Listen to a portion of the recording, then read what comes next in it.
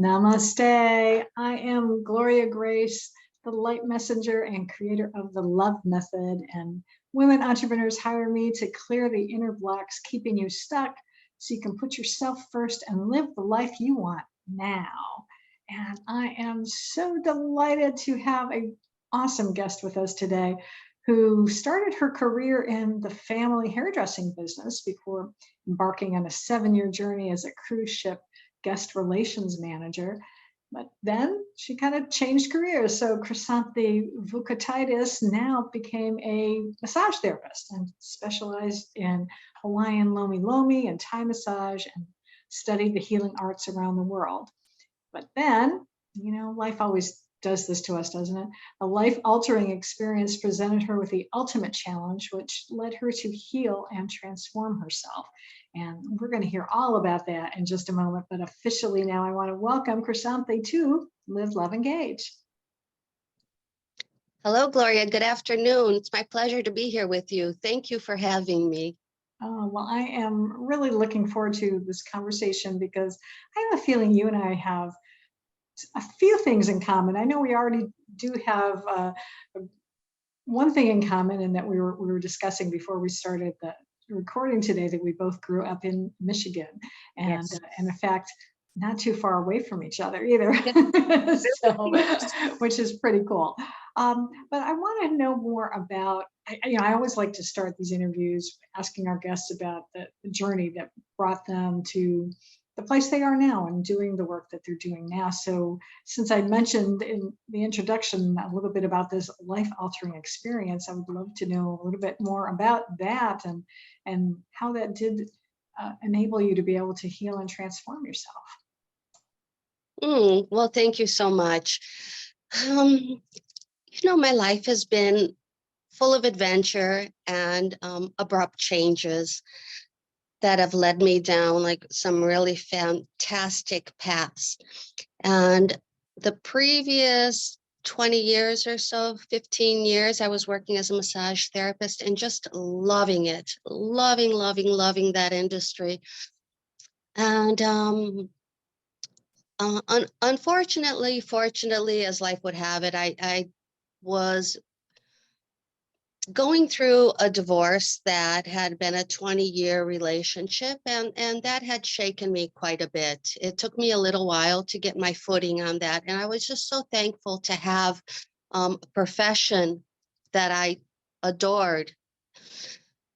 And as I was putting my life back together from that, I was starting to catch my footing and catch my stride and feeling good about myself and thinking, okay, I can do this now.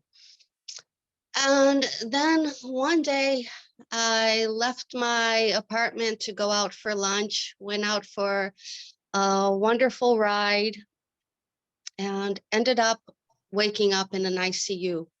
I had fallen 44 feet off of an overpass from the back of a motorcycle and broken my entire body from my collarbone down to my feet. Oh my gosh. Yeah, and the goal was to get me to the hospital alive.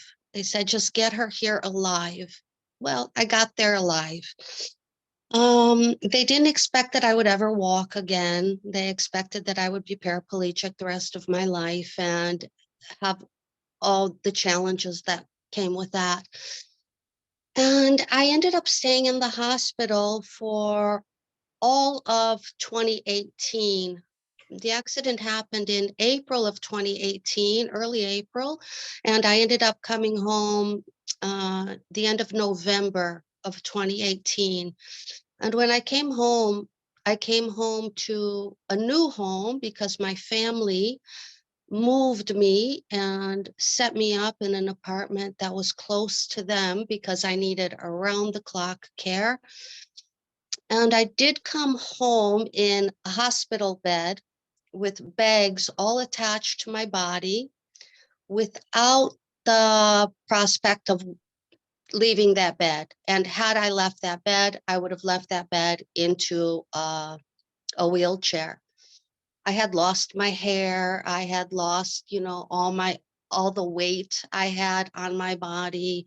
I had looked pretty much like anorexic on the verge of death. It was pretty horrific, really horrific, and excruciating pain that I would cry night and day and night. So that had been a wow, right? A tremendous surprise. And that's what I have been dealing with the last 5 years, since 2018 up until now.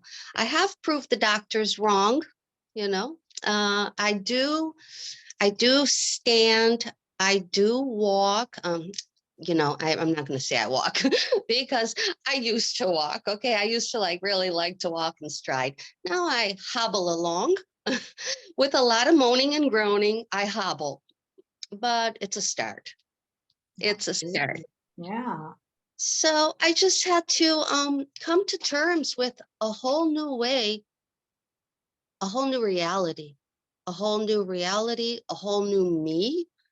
Um, I had pretty much at that point lost everything that I thought was important to me. I had previously, I lost, my home, my marriage, all those things that I thought I had gotten over. And then like that, I lost my strength and almost my will to survive. I really did not want to survive. I survived for the love of my family. And also I felt like it was disrespectful to God to even wish to not be alive, because I felt that by the grace of God, I was kept alive. So I felt guilty for wishing death, although I did, because the pain was almost unbearable. And the fear for the future was tremendous as well, because I thought, how am I going to go on now? So it has been a very tumultuous 5 years. I have learned a tremendous, tremendous amount. It's like I'm a whole different person, really. Well, I can imagine. And well, I can't exactly imagine the pain that you're going through, but certainly the transformation Yes. that you've had to go through. So, I mean, the fact that you have been able to be able to at least stand and as you say, Ooh, hobble a little bit. So, yeah. was there anything in particular, other than maybe your sheer will, that enabled you to defy, these doctors' predictions early on that got you, out of the bed, out of the chair, and to be able to Yes. do? Yes. I believe so. I believe 100% in the power of prayer. Okay. I had so many people praying for me, around the clock praying for me. I prayed night and day. My mother prayed with me, her whole congregation, people I didn't even know prayed for me. Um, and also, I think that was the grace of God. And I figured if I should have died in that fall, there Mhm. was the doctors couldn't believe I survived it. So I should have died. I didn't die. So I figured, why? Why didn't I die? I mean, some people die, they fall, 2 steps off a ladder and you can die. Yeah. So I was like, wow. So I just trusted in God that there was a reason for it all. Who am I to know? Mhm. So it was prayer, it was will, it was night and day meditation, visualization, all the things I have learned throughout my years of massage therapy on Mhm. the miracle of the human body. The human body, I am amazed at our body. We are miraculously and fearfully made, right? Mhm. Yes. We are. And I clung to that. I really clung to that. And in my prayers, in my visualization, I would imagine I would visualize the nerves shooting. I would visualize the blood flowing. I would visualize what was happening internally and call on, the intelligence of God to do what was necessary to get me going, to get me going. And I believe in all of that. I mean, I believed it through massage therapy, Mm-hmm. that our thoughts create our wellness, our illness, our intention matters. It all matters, I think. Yeah, So absolutely. so it was those things. And I'm really, really thankful that I did have that background in massage therapy, because it gave me a better understanding of our anatomy. And I also had a very spiritual connection, a very close relationship with our creator. So, and a tremendous love for my family, that without them, I wouldn't have survived.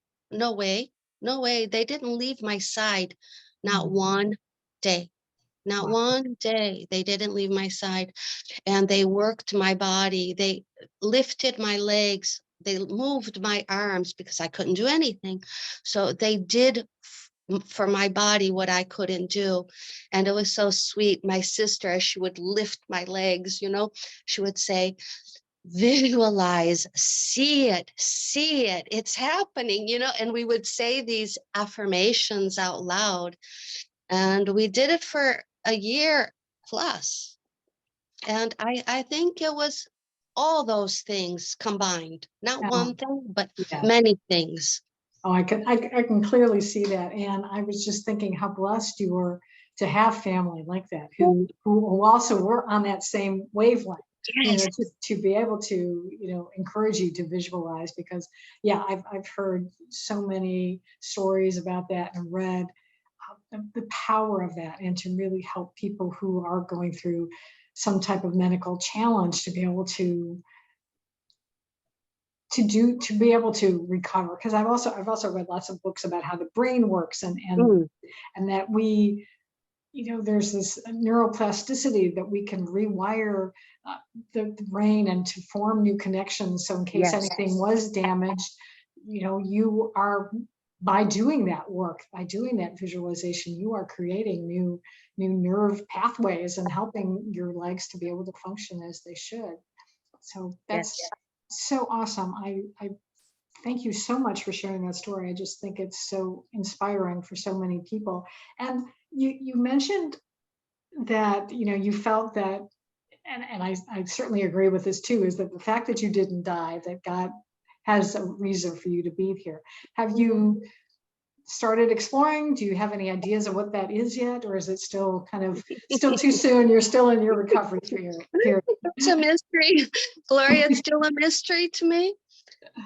But I can tell you, my whole life, since I was a little kid, I've always dreamed of living in a building with my whole family.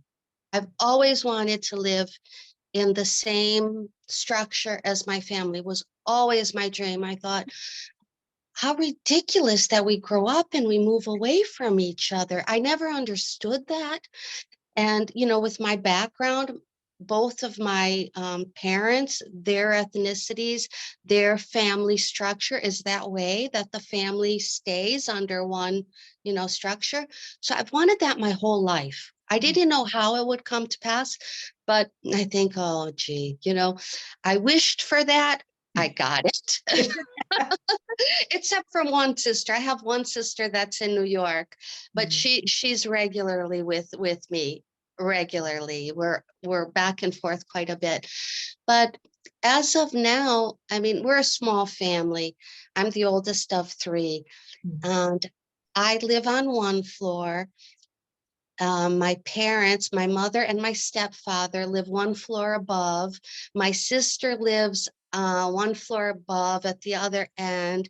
So we all have our own space, our own dwellings, but I can open my door and shout out, "Mom," and she'll hear me, and that is priceless for me, to have time with my family, with my mom. That's priceless. So I did get that dream, That's good. That's amazing and wonderful that you were able to manifest that. That's the word I'm looking for. Yeah, to manifest that. That's wonderful. Now, one other thing we were talking about before we got started, and it's actually how we connected through a mutual friend of ours who's also named Gloria.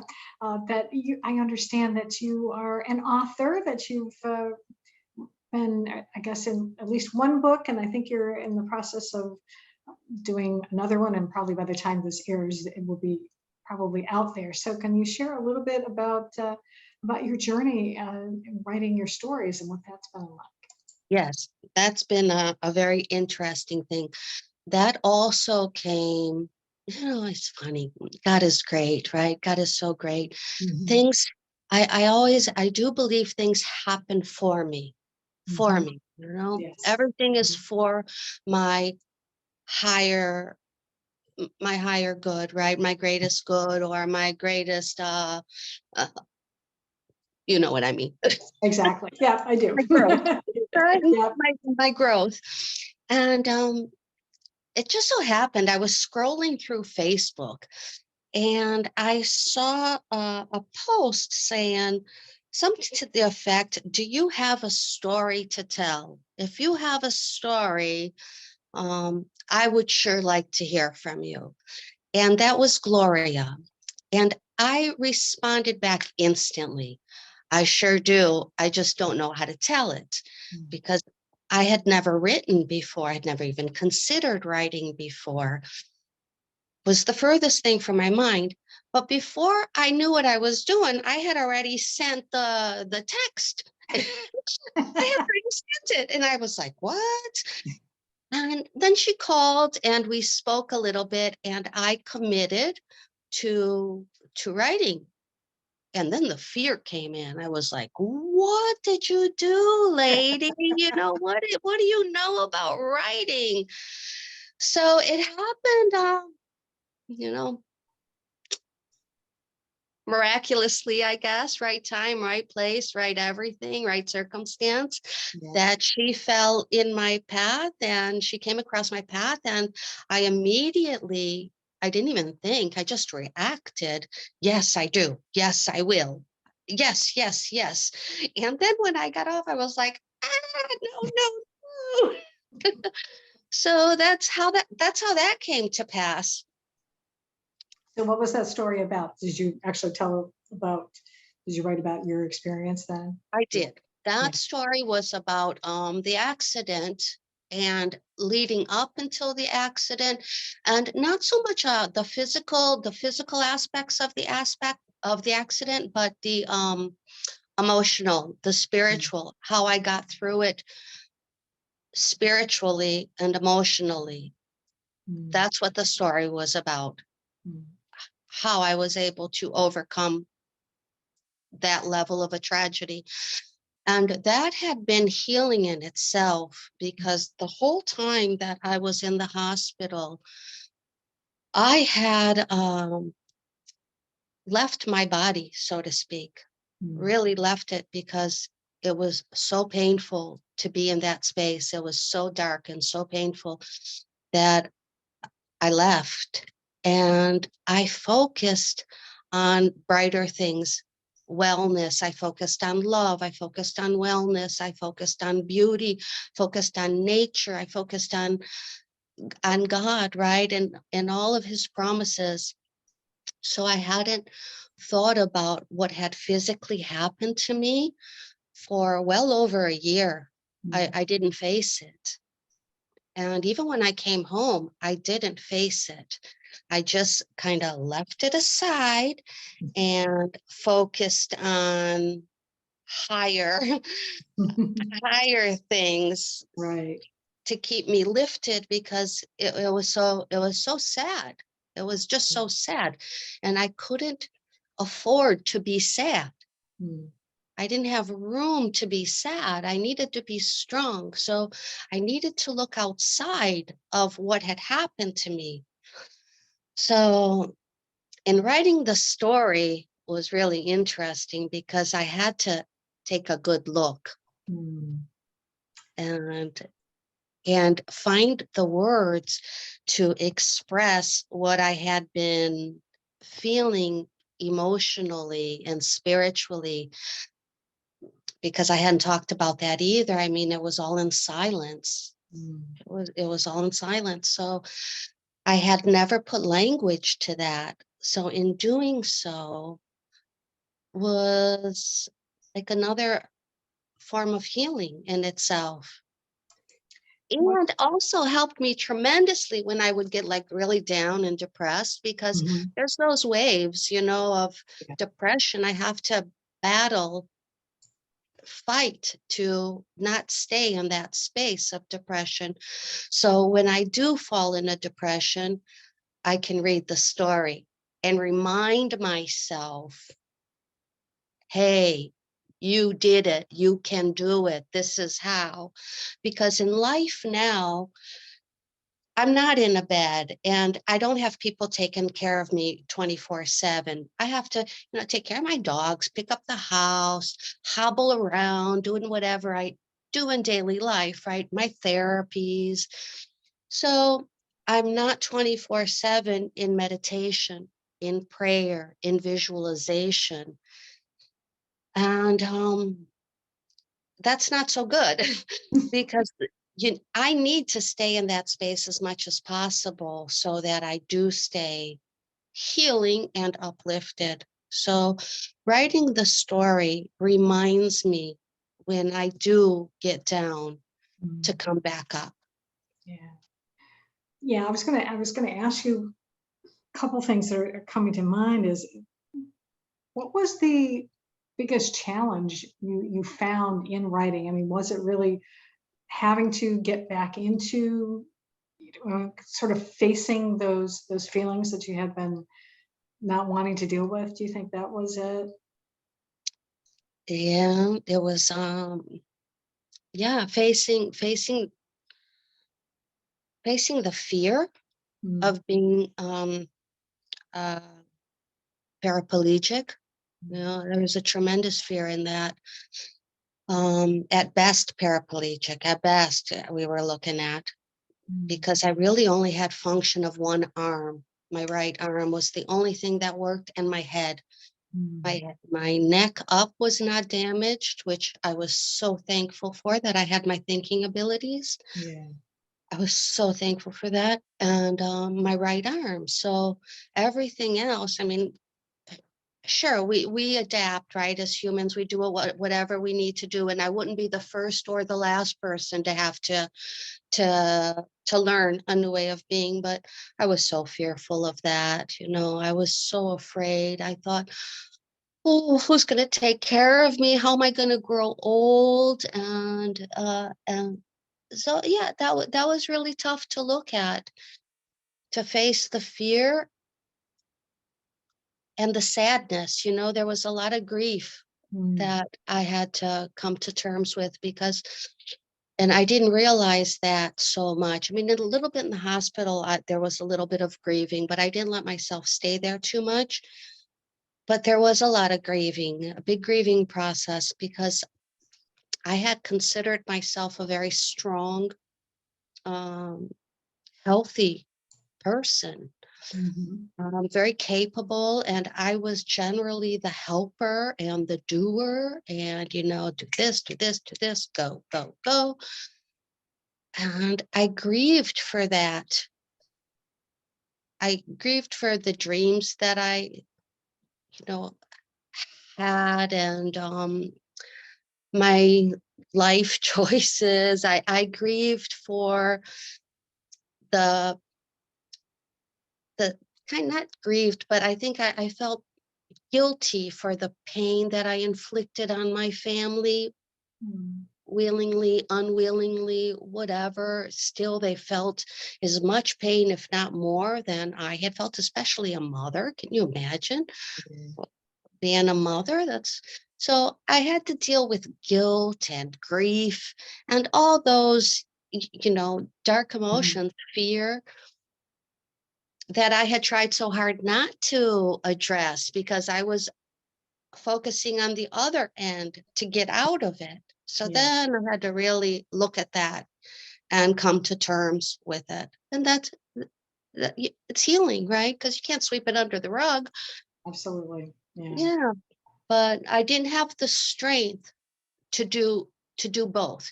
Either Mhm. I was gonna wallow or I was gonna, look up. Right. I couldn't do both. So I chose to look up. And then when it came down to writing was when I had to really sit with it and say, okay, this is the truth, the reality of what had really happened emotionally, and to do my best to overcome it.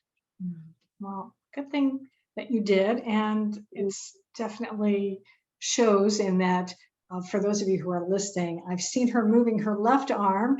And so I'm glad that you have, the mobility in that again. So that's wonderful. I want to, we've kind of dealt with the challenges, but what would you say has been perhaps the greatest gift maybe that has Oh, come out of this? oh goodness, the greatest gift, isn't it always love? I mean, it always comes down to love for me, the greatest gift. I have felt so much love, Gloria, that like I've never felt before in my life. Never had I felt this much love. So much care, so much love from friends, from family, and from God. I really felt the presence. I really felt being carried. I really felt the grace. Wow, it gives me chills. Um, and just to have time. I mean, I had the gift of time. I had the gift of love. And I think just uh, surrender, learning to surrender. I had to learn to surrender and to realize that I control absolutely nothing, because I used to be a control freak. I still kind of am. I struggle with that, but I'm getting better because I have no choice. So I have learned to surrender and to let go and to know that, okay, nothing needs to be perfect. Nothing's perfect. It doesn't need to be. It's not the end of the world. I'm not the boss of anything besides my thoughts, and I have a hard enough time with that. So these things that don't show, right? But Yeah. these have been the greatest gifts. Love, love, love, love from God, from family, from myself, Mm. loving myself for the first time, truly, truly, because I hadn't really done that. I hadn't really loved myself. I've always been so hard on myself. I still kind of am, but I've always been really tough on myself. No, you got to do better. You can do better. You can do better. And I've learned to be kinder. I was going to ask you, what does loving yourself look like? As Yeah, it looks like that. It looks okay. like kindness, and saying, okay, it's okay, and accepting my body as it is, because this body of mine, at first, you know, in the beginning, my family would not even give me a mirror. I wanted to see what I looked like, and they wouldn't allow a mirror in my presence, in my reach. Wasn't allowed to see a mirror. So that tells you already, right? And then when I finally did, like a year plus later, when I did see myself in a mirror, oh, I just sobbed and sobbed and sobbed at how hideous I appeared to myself, just hideous. And now, my body's changed since then. Now I look at it and I don't see a hideous body by no means, it's not, pretty, so to speak. Yes, it is. Some people would say no, some people would say yes, whatever, it doesn't matter. Now I say, thank you, you beautiful body, for, getting me this far. So I've learned how to just be, I don't know. I'm different. How could you not be? If you if you weren't different after that, they would be like, oh, really? You missed a Yeah. big chance. Missed opportunity. Oh, So it's been a what? lot of love, a lesson in love. Yeah. And you have not lost your sense of humor, Oh which no. is very good. So I'm glad to see that. And I'm very impressed by you. And so I just want to tell you that. So you are making tremendous progress, and keep it up. Keep up the Thank you. good work. So, Thank you. which actually leads me to my next question. So what, or maybe, well, let me phrase it this way. What are your goals now? What do you want to accomplish? Let's say in the next maybe, year to 3 years. We'll just keep it like that. I would really like I would really like to offer hope to anybody and so many people out there who struggle with depression, struggle with pain, can't get out of bed, feel like they're all alone in the world and don't know how they're going to make it. Um, I would like to share that you can, that, there is hope, there is a way. It may not be the way you would envisioned it, or it may not be perfect. Like I'm still not walking the way I used to love wearing stilettos. Yeah, no. Yeah, no, I can wear one stiletto on one foot if I'm sitting on the couch. And I've done that. Just to look at my shoe, sitting on the couch with one shoe on, just to say, there it is. That's smart. Yeah, but like, okay, it's not the future I thought, but it's a future. And I would like to share with people because I know what that space feels like. And when I was in one of the facilities that I was in, I remember the nurses asking me if I wanted to meet with a gentleman who had been through a similar experience that I had been through. And yes, yes, yes, yes, yes was my answer. That was like so hopeful for me. That was like holding on to hope. It didn't work out. I didn't get to meet with him, but I do remember how I felt when she asked me, would you like to meet somebody who has been through it? And I thought, really? Yes. So if I could do that, if I could help in some way. I mean, I've always been into an industry of helping and Right. people. I love people. I can't really say that because sometimes I don't, sometimes I'm a little, sometimes it gets too people-y sometimes for me. But I mean, I have empathy for people suffering. That's what I mean to say. I have a lot of empathy for all of us who suffer. And I think we all suffer at one time or another, different ways, of course. I mean, and if you look at me, if you see me out in public, you think there's absolutely nothing wrong with me. Absolutely nothing, especially if I, take time to get all dolled up and, do my nails and jewelry and all of that. Nobody would think I have a problem in the world. And so it just goes to show we don't know what our fellow brothers and sisters are suffering. And if I could just, it has helped me sharing my story. It has helped me to heal. So if I could help another person to heal to the same degree that I've helped myself, that would be good. Mm, That would be good. And I think it's just in sharing that we do that. absolutely. Well, I'm sure that your story is helping someone today. listening to this or watching it on YouTube, because you are inspiring. And I think it's a testament to your fortitude and to your faith. Yes. As you said, that God kept you alive for a reason, and perhaps it is maybe at least for now, that could be your reason for being, is to inspire other people. And there's certainly nothing wrong with that.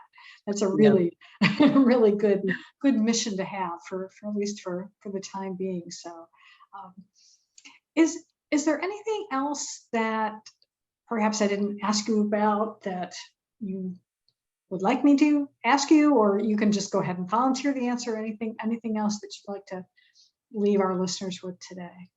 I would say for us to never give up hope, which is very easy to do. And even I myself go through days that I feel that that's challenging, but never give up hope, because you never know what's around the corner tomorrow. There can be a new medication, there can be a new procedure, there can be somebody who reaches out for you. To be gentle with yourself, and to know that your thoughts and your words matter, especially when you're alone and you're quiet and nobody can see what you're thinking or doing or anything. Nobody knows what's going on there, but your cells know, your heart knows, your soul knows. So visualize, and do not speak foolishness against yourself. Do not speak against yourself.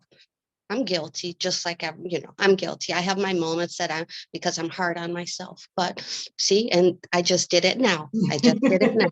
Yeah. Yeah. But okay, course correction, Exactly. and move forward and lighten up. Absolutely. Smile, Yeah. smile. My mom used to say, she would say, cancel, cancel. If she said something that, Yes. she like didn't really want to say, it's like, no, cancel, cancel. So Yes. yeah, let's reframe, Yeah. and come up with something more empowering and Mm. enlightening. So thank you so much. That is really good advice. Now, if someone listening to this today wants to be able to get in touch with you, maybe perhaps get a copy of your book, read your story, or maybe they want to book you for a podcast or have you come and speak somewhere, how can people get in touch with you? My email is cvlambo@gmail.com. All right, excellent. Well, again, thank you so much for being with us today and sharing your story. I feel like I've met a friend today, and I definitely want to stay connected with you because you are a ray of light, and I'm so glad that you're here shining your light in the world to inspire others. And you as well, you're creating a platform that we can come together and shine our lights on each other and for the whole world. So it wouldn't happen without people like you.